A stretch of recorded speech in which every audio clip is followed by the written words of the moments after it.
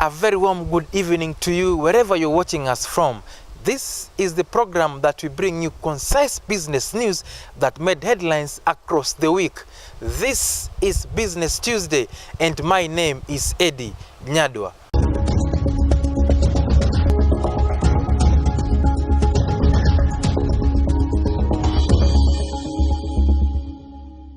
Welcome to the program, and first, let's start with matters flying. Isiolo County Governor Mohamed Kuti has now called on the government to improve the Isiolo International Airport to international standards in order to improve business in the region. Among the facilities that the governor wants improved is the expansion of the 1.3-kilometer runway to 3 kilometers and also the construction of a watchtower.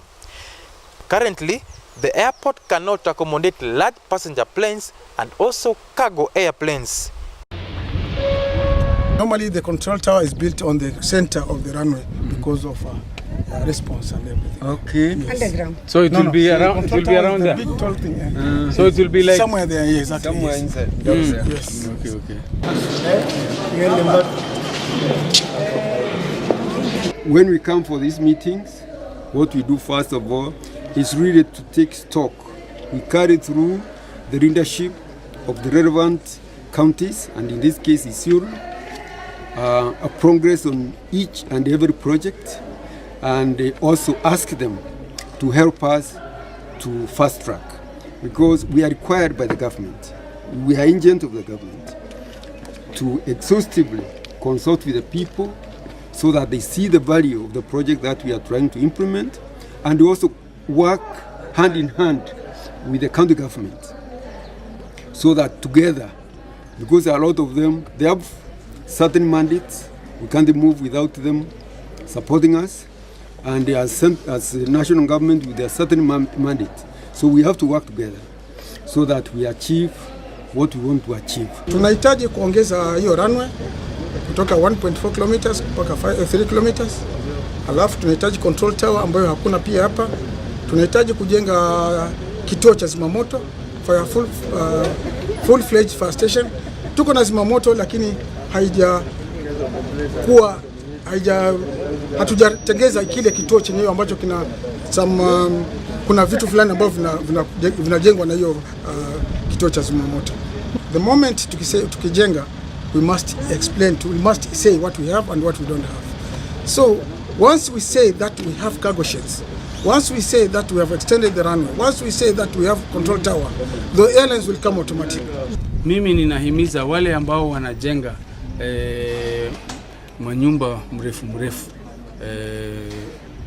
waache kujenga kwa barabara ya ndege, kwa sababu hii mwelekeo ya kutoka hii milima kupitia town center na mpaka kufika sasa kwa uwanja ni barabara ya ndege wakati inatua.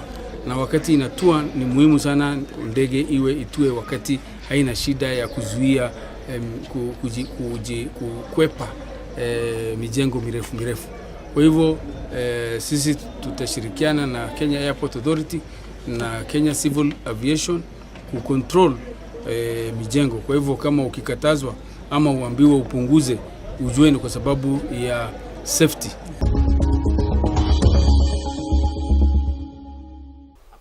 Now let's move internationally. The British members of parliament last week approved a landmark Brexit bill with 324 legislators voting for, while 295 voting against the bill. The minority, however, accused their counterparts of the ruling coalition for failing to consider the objections to the bill that will pave way for Britain to withdraw from the European Union. Order! I'd like the House to take as read the lifetime first for me to be polite to the Scott Nats. Now, we've also brought forward amendments. And can I say from this side of the House, thanks to the DEXU staff who've worked so... Order!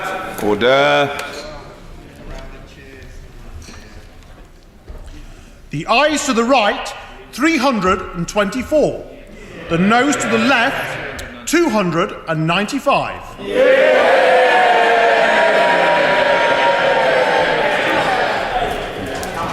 The ayes to the right, 324. The noes to the left, 295. So the ayes have it. The ayes have it. Unlock.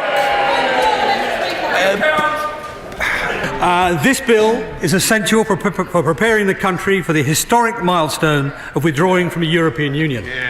It ensures that on day one we'll have a statute book that works, delivering the smooth and orderly exit desired by people and businesses across the United Kingdom and being delivered by this government. We've been talking to a brick wall. The government has not accepted any of the points that the opposition have made. They've conceded some ground on their own side. They have not taken seriously the propositions and the arguments that we've put forward on this side. And that is unusual in my experience in dealing with bills.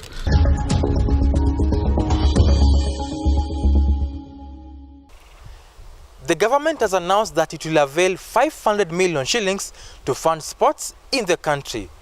Deputy President William Ruto revealed this while attending the Sports Personality of the Year Awards dinner held in Nairobi. The funding comes after leading gambling and gaming company SportsPesa withdrew sponsorship for sporting federations and individual clubs in the country after the government imposed a 35% tax on gross revenue for all gambling companies. All the sponsors of our sports sector, many companies commit resources for the development of our sports, even as they pay taxes.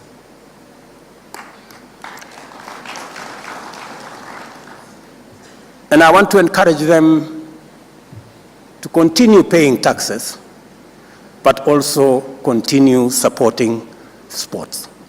We have provided the 500 million shillings to eliminate any gaps that would have existed because of the withdrawal of some of the sponsors from their sponsorship of sports. Because paying taxes is not an option. It's a must for all of us, and it's not negotiable. And I want to continue to encourage all the other sponsors, good people, to continue paying taxes, and also all of us supporting the sports fraternity.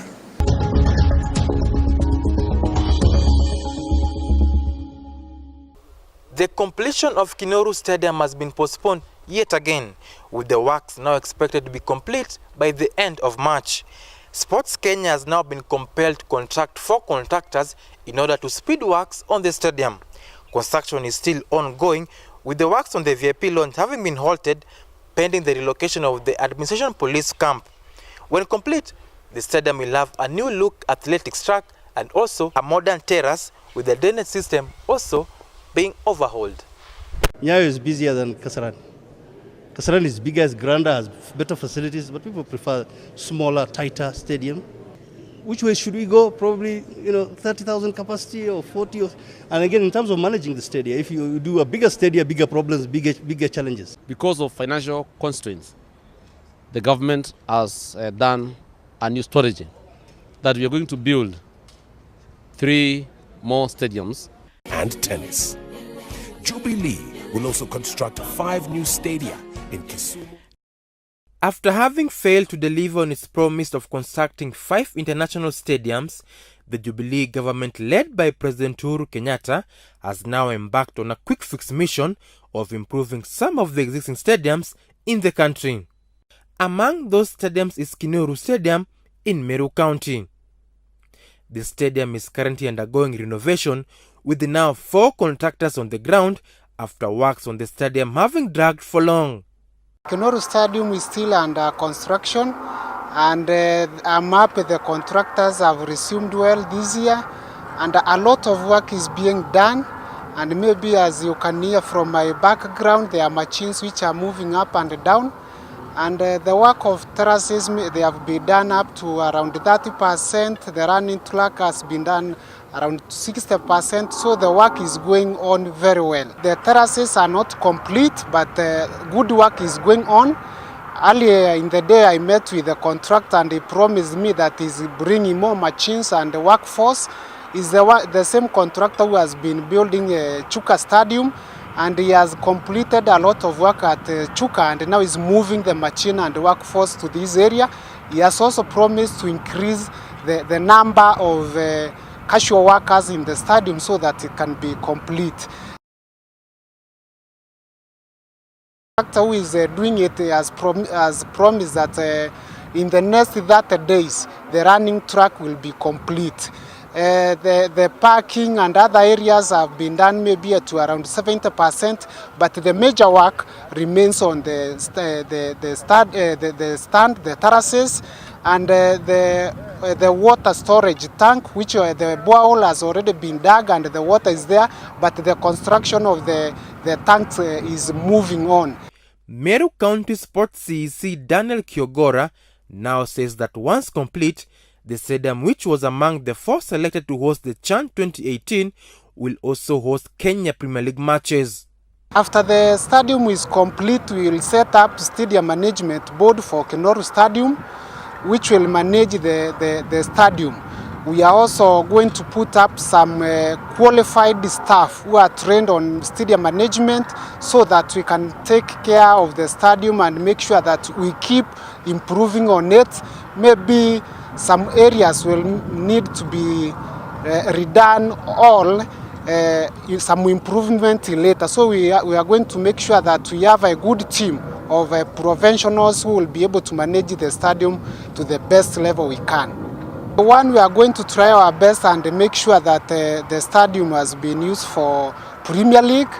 We'll try and get Tusker back when the stadium is complete, and also involve maybe the Kenya Football Federation so that it can be used by the national team for international matches, so that it can't be just a silent pitch. The GDP grew by 5%, 6%, 7%. Now, you've probably heard that over and over again, but what does it really mean to you? Are these just mere numbers thrown by academicians and policymakers? Well, Stanbic Bank now says that the country's GDP will grow by 5.6% in 2018. The lender attributes the growth to the massive infrastructure projects that have been completed in the country, including the completion of the Standard Gauge Railway. Muko tayari, hamuko tayari? All analysts agree that the protracted politics and drought that hit the country really affected the economic growth. However, with the elections over, Stanbic Bank has given the country's economy a vote of confidence. GDP growth will expand by 5.6% in 2018. Headline inflation will average 4.4% in 2018 from around the 8% average that we saw in 2017. In the first quarter of this year, the Kenya shilling will appreciate, starting from, it's already appreciated somewhat, but I think it will appreciate a bit more in February. In terms of when I think a revision is going to happen, our baseline assumption is, sometime this year, perhaps in the second half of this year. The completion of the Standard Gauge Railway in June last year and also the expansion of the road network in the country are some of the ambitious projects the government embarked on. However, it has been pointed that some of the projects will take very many years to return the investments pumped into them. GDP growth now needs to be more than a number. GDP growth needs to be a rise. If GDP goes up, that means job creation should go up. If GDP goes up, it means exports should go up.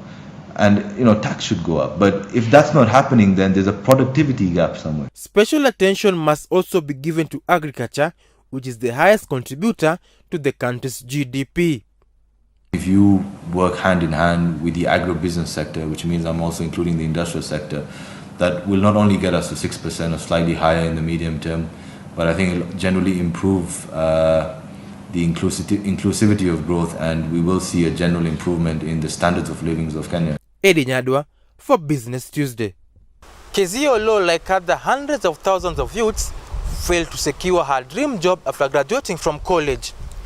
Having graduated with a diploma in community development and counseling from Technical University of Mombasa, Kezi, at only 26, thrived into entrepreneurship.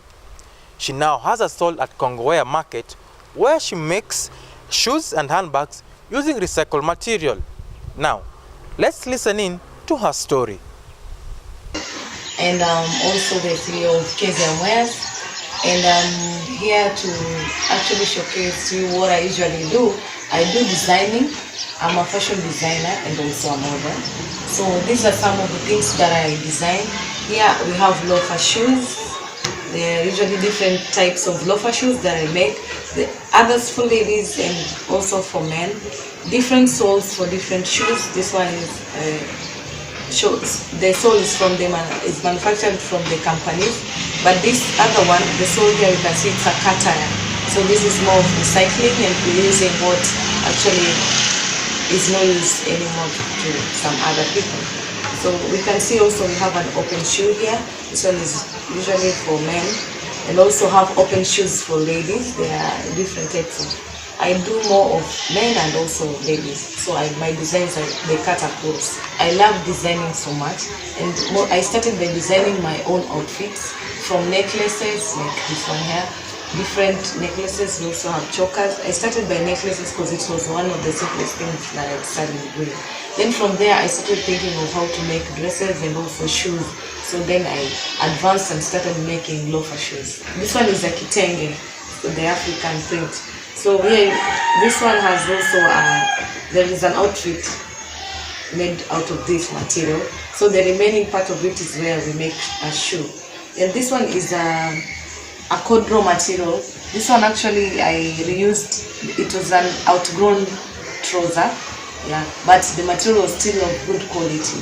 So I actually made this shoe out of that trouser, that material, and I mixed a bit of the Masai print with the cordro material. Something else that I usually make also bags, like this one here. It's a bag made of, we call it Nia in coast. So it's a plant usually where it grows along the coast. Usually also it is used to make mikekas, the mats that people sit on, very famous in coast. So I made this out of the same material that the coastal people usually we love so much, the mikekas. The bag, I started making this due to the ban. Yeah, we actually, for a while now, there have been that ban on plastic bags. So I started making vikapu. I realized before we used to use vikapus, yeah. So I realized now the old vikapu ladies would prefer not to carry them actually to go to town because they think they are something that they can just go to the shop and come back. But now I decided to make the same vikapu but in a different fashionable design so that you can always feel free to walk with it wherever you want to go. It's more fashionable, as you can see. There are different designs. So you can opt to go with it wherever to a function, to work, wherever that you want to go, and it goes with the different types of outfit that you put on.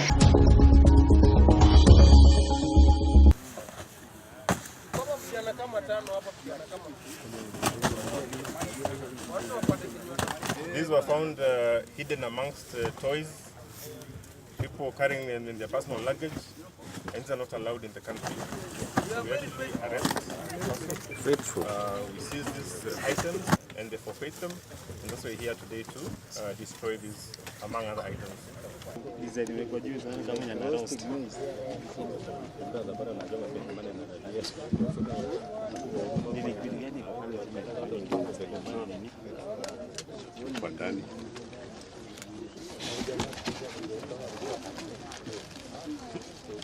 And on that note, Business Tuesday takes a quick short break. We'll be right back. Don't go too far.